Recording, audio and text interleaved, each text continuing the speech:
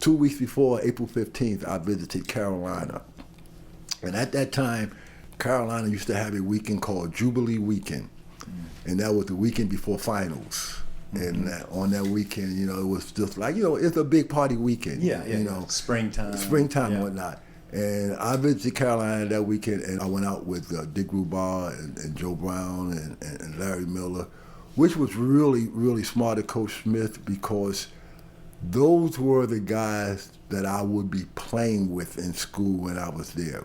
Most schools, when I visited, when I visited Syracuse, I went out with Dave Bing, who would not be in school when I was there. I was only a sophomore, and Rusty and Dick and Joe Brown all were only freshmen. These guys would be the guys I was playing with, and it gave me a comfort zone of feeling that that it would be fine. These guys was fine.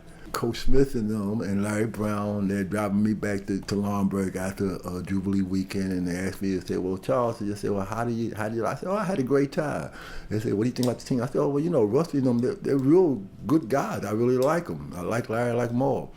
They said, well, would you want to come here? Mr. McDuffie and them had given me a quote that was always my out for all coaches, was that I really like to come here, but my high school coach said I can't sign until after April the 15th. I want to come, but I can't sign a letter.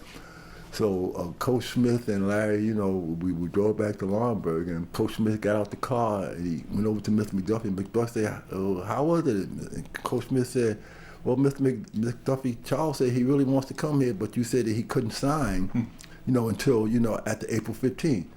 And to my surprise, Mr. McDuffie said, no, he can sign if he wants to go to Carolina.